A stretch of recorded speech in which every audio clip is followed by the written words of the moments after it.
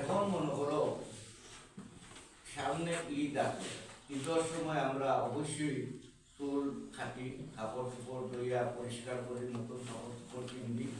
তোমরা যদি আর কোনো কিছু নাও হয়, ঈদ উপলক্ষে যার যার মাথা চুল আছে সীমা অতিক্রম করিলেছে এই চুল কুচাইন তুমি তাই ঈদের সময় খাটিও এবং স্কুল ড্রেসটা পিন্ধিয়া তুমি তাই পরীক্ষা দিও। মনে রাখবার এই কাপড়টা তোমার ইনুফ্রো যদি কম দামিও হয় কিন্তু পিকুর বেশি।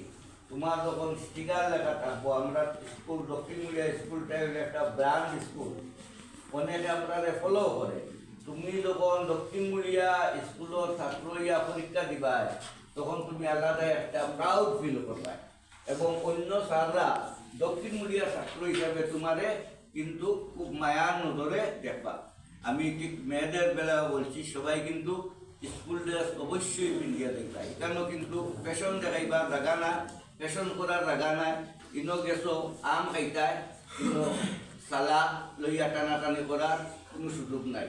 তুমি গেছো তোমার বালা ফল হইতো, ওটাও তোমার মাথার সবসময় থাকতো যে আমি বিনয়ী যদি হইতে আমি স্যারের কাছ থেকে সহানুভূতি পাইমু, স্যারের কাছ থেকে সহযোগিতা পাইমু, আমি আমার একটা পার্টনার